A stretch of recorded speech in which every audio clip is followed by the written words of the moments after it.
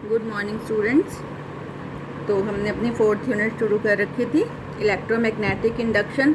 Last chapter में हमने laws of electromagnetic induction किया था, Lenz's law, it's experimental verification, methods of producing induced EMF and eddy current. आज हम दो बहुत इंपॉर्टेंट टॉपिक्स करने जा रहे हैं और आज ये फर्स्ट चैप्टर जो है ईएमआई का, ये यहाँ पर ख़त्म भी होगा।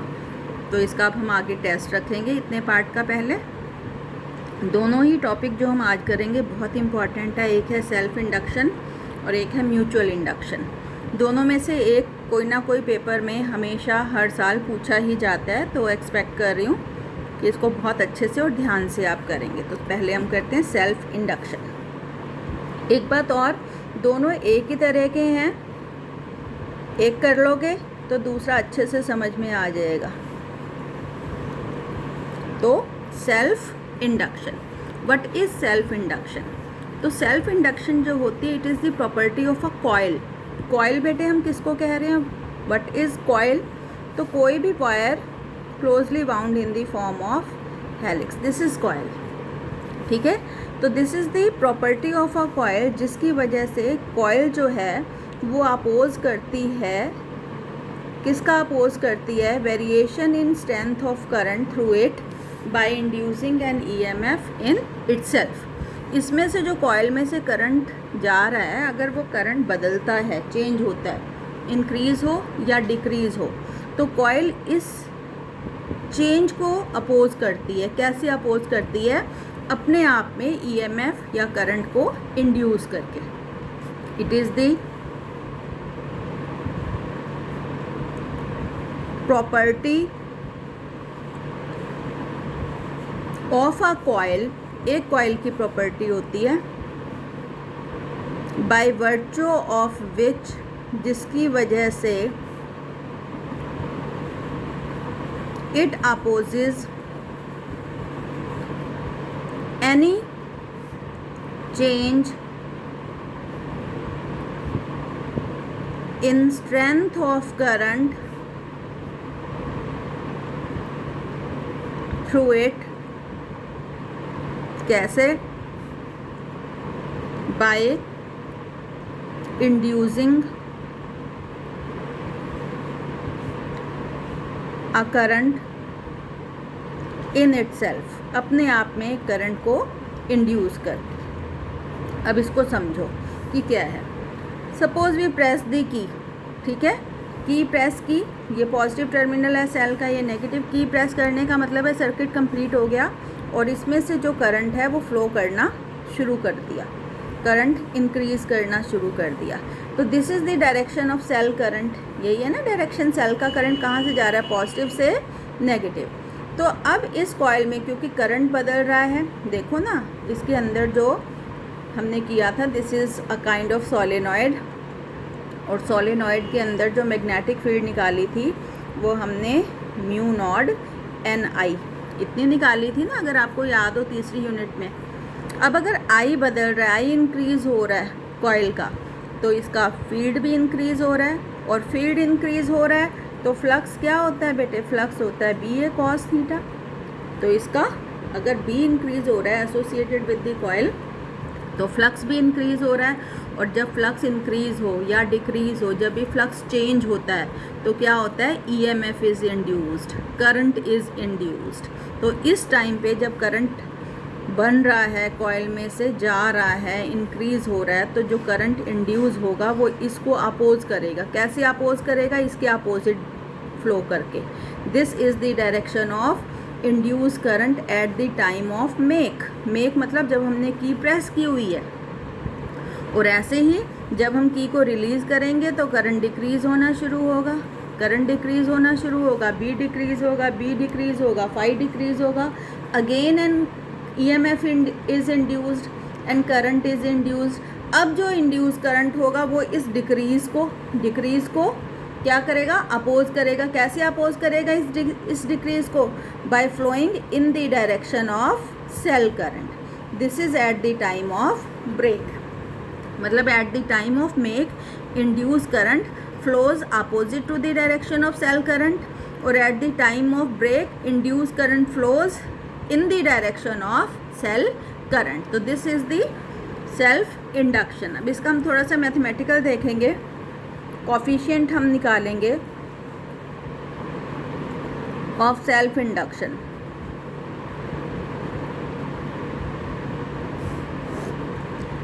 सपोज आई क्या है बेटे, current flowing through the coil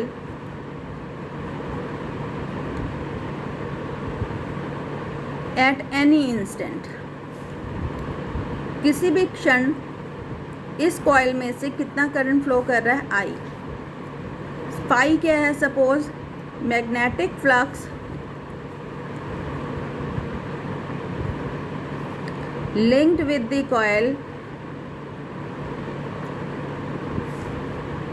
at that instant, उसी समय का, जिस समय का करंट है उसी समय का फ्लक्स कितना है एसोसिएटेड विद कॉइल, फाई। तो ऑब्वियस सी बात है कि phi is directly proportional to I. अभी बताया ना यहाँ पे क्या हुआ कि जब आई बढ़ा तो बी बढ़ा, और बी बढ़ा, अगर बी बढ़ा तो फाई भी बढ़ा।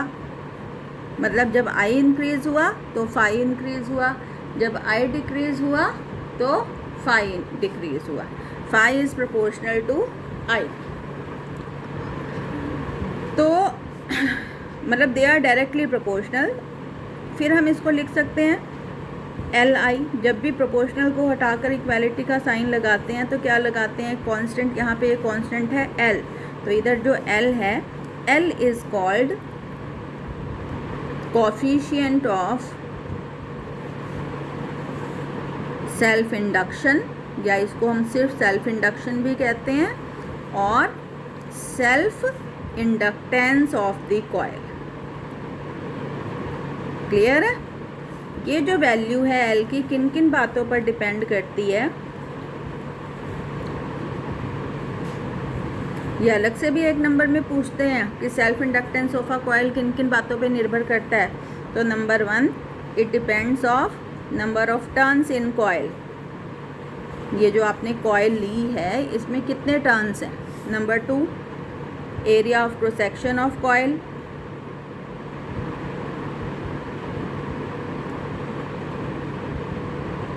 और नंबर 3, इस कॉइल के अंदर कोर क्या है। बेटे देखो कैसे लपेटोगे आप तार को, कोई चीज़ लोगे, वो लोहे की हो सकती है, वो पीतल की हो सकती है, वो स्टील की हो सकती है, उसके ऊपर ही तो हम तार लपेटेंगे। इसको हम कहते हैं कोर। क्या कहते हैं, कोर। तो इस कॉइल के अंदर जो कोर है उसका मटेरियल क्या है, ठीक है। तो नेचर ऑफ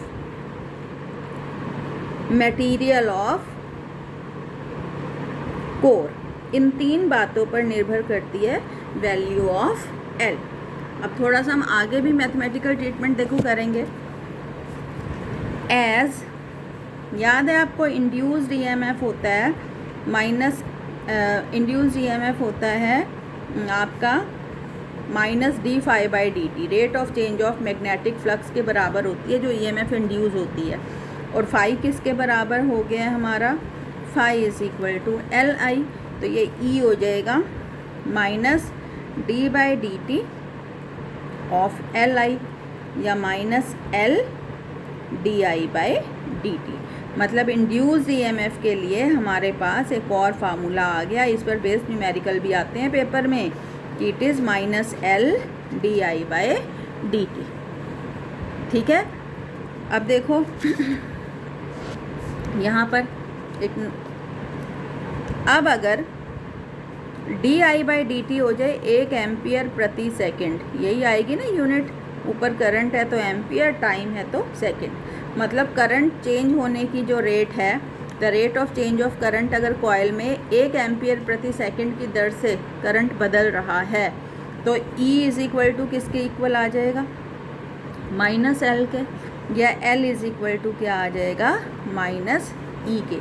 कि self inductance of a coil numerical equal होता है किसके, इंड्यूस्ड ईएमएफ के, जो इंड्यूस होती है कब, जब कॉइल में से current changes at the rate of 1 ampere per second. फिर सुन लो, the self inductance of a coil is numerically equal to the EMF induced in the coil when current changes at the rate of 1 ampere per second. Unit क्या रहेगी self induction की, यहाँ से निकाल लेते हैं यूनिट और dimensions, unit and dimensions. Phi is equal to L I है बेटे, तो यहाँ से आएगा आपका L is equal to phi बटे आई. फाई मैग्नेटिक फ्लक्स की ऐसा यूनिट हमने क्या पढ़ी थी, वेबर, और करंट की क्या होती है, एम्पियर. तो सेल्फ इंडक्शन की क्या यूनिट आई, वेबर पर एम्पियर, और इसको हम कहते हैं हेनरी. क्या कहते हैं, हेनरी, कैपिटल H से डिनोट करते हैं. तो SI unit of self induction is Henry. Dimensions आप अपने आप डिराइव करोगे यहाँ से और मुझे बताएंगे कि क्या डायमेंशंस आए हैं. ठीक है, इसको आपने करना है. तो this is the self induction, बहुत इम्पॉर्टेंट है, इसको ज़रूर कर लेना. और सेम ऐसा ही म्यूचुअल इंडक्शन भी होगा. पहले हम एक बार सेल्फ इंडक्शन निकाल लेते हैं लॉन्ग सोलेनॉइड का.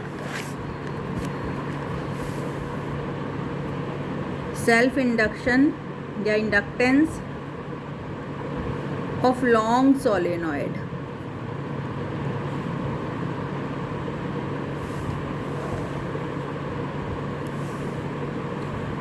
This is the long solenoid. याद है सोलेनॉइड किया था.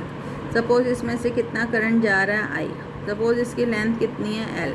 टोटल नंबर ऑफ टर्न्स इसमें कितने हैं, सपोज एन. तो number of turns per unit length कितने हो जाएंगे बेटे, एन बटे एल.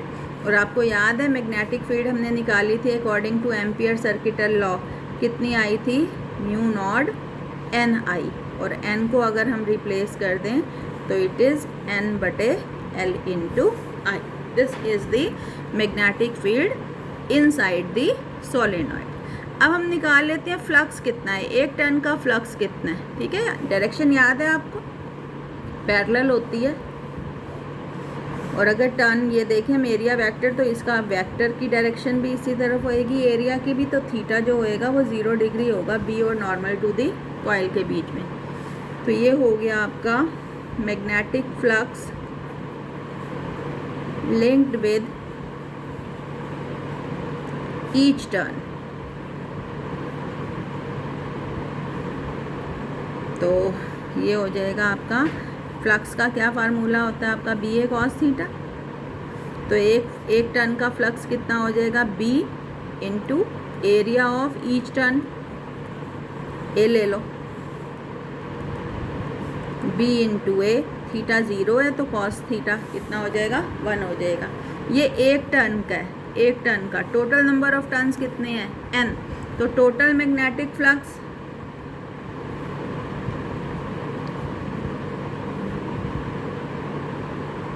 लिंक्ड विद सोलेनॉइड,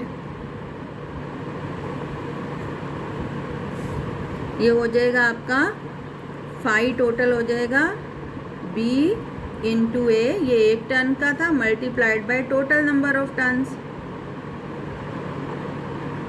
तो ये हो जाएगा B into A into total number of turns कितना है, एन. और बी कितना है आपका, ये रहा बी, है ना. सब्स्टिट्यूट कर दो ये वैल्यू. तो phi is equal to mu naught N बटे L I into A into N. ये फ्लक्स है एसोसिएटेड विद सोलेनॉइड, हमने निकाला, कैलकुलेट किया. और अगर हम मान लें if L is the self inductance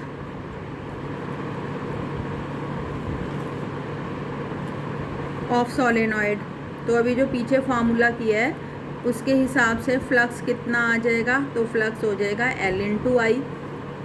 यही आया ना पीछे फार्मूला, ये हमने कैलकुलेट किया है, ये फार्मूले से है. तो दोनों को अगर हम इक्वेट कर दें, इक्वेटिंग 1 एंड 2, तो ये हो जाएगा एल इंटू आई म्यू नॉट एन बटे L into I into A into N. आई और आई कैंसिल और एल कितना रह गया, म्यू नॉट एन स्क्वायर हो गया ए बटे L. This is the self inductance of a long solenoid जिसमें n number of turns are there, length है L और A क्या है आपका area of cross section. Clear है? तो ये भी टॉपिक इम्पॉर्टेंट है, इसको देख लेना ध्यान से। अब हम करते हैं अपना अच्छा एक और नोट हम ज़रा देख लें। यहाँ पे एक और चीज़ आ गई है हमारे पास, एक और सर्किट एलिमेंट आ गया है L, इंडक्टर जिसको हम कहते हैं। इससे पहले हमने रेजिस्टेंस पढ़े हैं जिसको हम R से डिनोट करते हैं, कैपेसिटर्स पढ़े हैं जिसको हम C से डिनोट करते हैं, और एक और एलिमेंट आ गया है कॉइल, और जिसको कॉइल को हम इंडक्टर भी कहते हैं और L से डिनोट करते हैं। तो बेटे अगर कॉइल सीरीज़ में है, दो कॉइल्स अगर सीरीज़ में हैं, जैसे रेजिस्टेंस सीरीज़ में होते थे है ना, कैपेसिटर सीरीज़ में होते थे, इसका इंडक्टेंस L1 है और इसका इंडक्टेंस L2 है, तो टोटल इंडक्टेंस आएगा L1 प्लस L2 जैसे रेजिस्टेंस में होता था। ठीक है, ये आएगा सीरीज़ के केस में।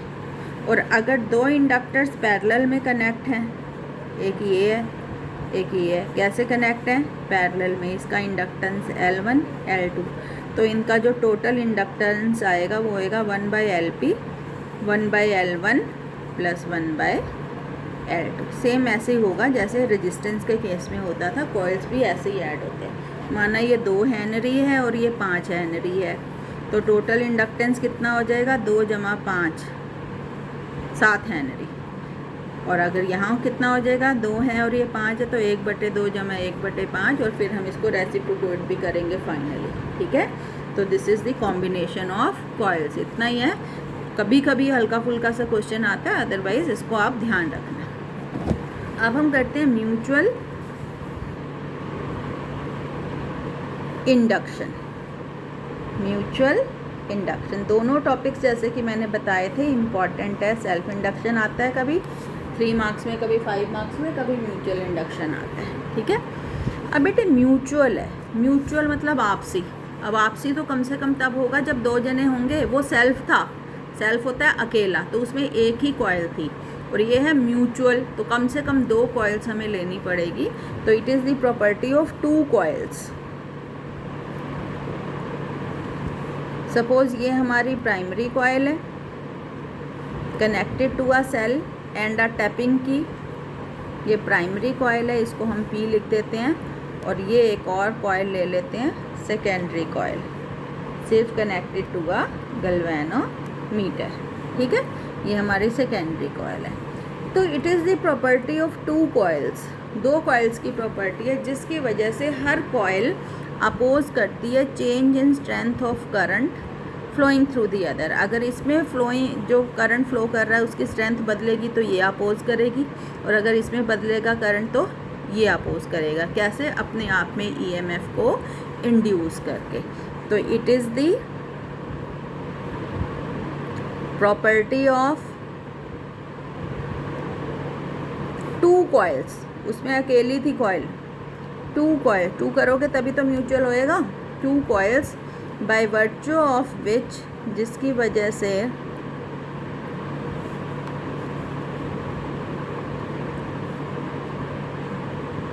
Each coil opposes change in strength of current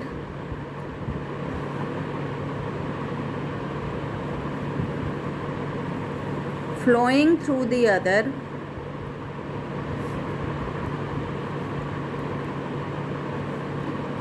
by inducing an EMF in itself।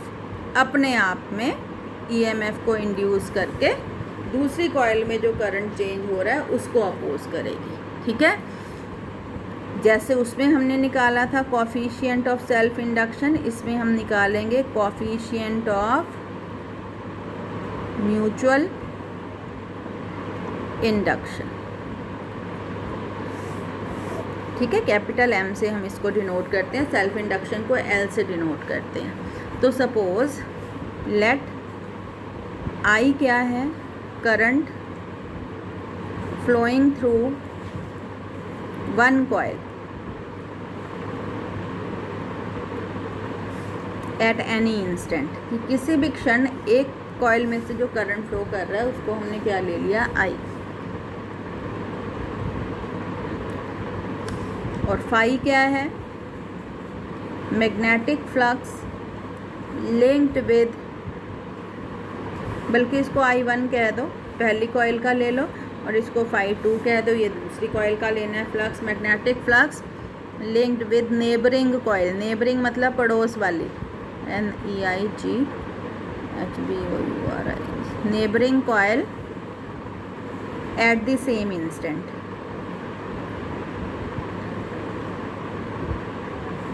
अगर इसका करंट ले रहे हैं तो इसका फ्लक्स लेंगे, तभी तो म्यूचुअल लिंक होगा। इसी का करंट, इसी का फ्लक्स तो सेल्फ हो जाएगा, वो तो हम कर चुके हैं। तो it is found φ2 is proportional to I1। कैसे, इधर देखिए, जब हमने करंट बढ़ाना शुरू किया, मतलब जैसे ही की प्रेस की, इसमें से कितना करंट जा रहा है, I, तो इस कॉइल के अंदर कितनी मैग्नेटिक फील्ड सेटअप होएगी बेटे, B1 is equal to mu naught N I1, है ना।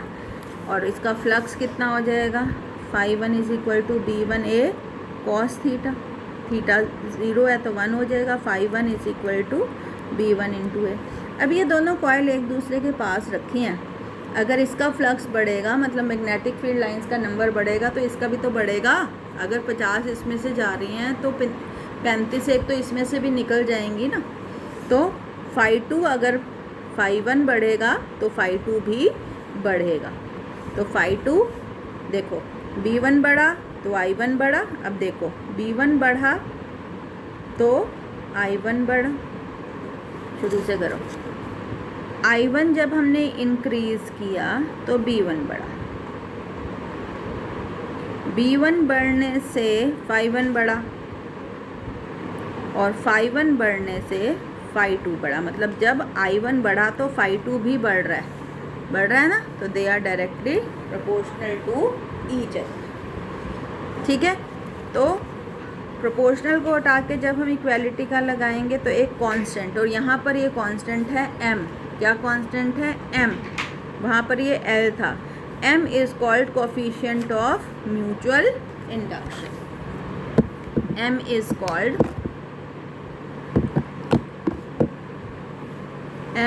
Called coefficient of mutual induction और simply mutual inductance. Mutual inductance, ठीक है। m की वैल्यू किन किन चीज़ों पर डिपेंड करती है, जैसे L की करती थी। The value of m depends upon number 1 geometry of two coils. Geometry of two coils मतलब दोनों कॉइल्स में कितना नंबर ऑफ टर्न्स हैं, दोनों कॉइल का एरिया ऑफ क्रॉस सेक्शन कितना है, दोनों कॉइल्स के अंदर nature of material of core क्या है, उन सब पे डिपेंड करती है। Number 2 distance between two coils, ये जो दो कॉइल्स ली है प्राइमरी और सेकेंडरी, इसके बीच का डिस्टेंस कितना है, डिस्टेंस बिटवीन टू कॉइल्स। और तीसरा रिलेटिव प्लेसमेंट, की हमने रखा किस ढंग से है दोनों को, relative placements of two coils. ठीक है, इन तीनों चीज़ों पर डिपेंड करती है वैल्यू ऑफ m। अब जैसे हमने उसमें थोड़ा सा मैथमेटिकल ट्रीटमेंट किया था, यहाँ भी हम देखेंगे। एज इंड्यूस्ड EMF होता है -d∅/dt, और यहाँ पर फाई किसके बराबर आया है, mi आप लिख सकते हो -d/dt mi। m तो कांस्टेंट है, take it out, -m di/dt। तो जैसे उसमें फॉर्मूला आया था E is equal to -L di/dt, यहाँ आ गया -m di/dt। ऐसे ही अगर di/dt 1 हो जाए, 1 एम्पियर पर सेकेंड, मतलब जो करंट चेंज हो रहा है प्राइमरी कॉइल में, इट इज़ चेंजिंग किस दर से, 1 एम्पियर प्रति सेकंड की दर से। तो ये जो सेकेंडरी कॉइल है, इसमें जो EMF इंड्यूस होएगी वो किसके बराबर हो जाएगी, E is equal to -m।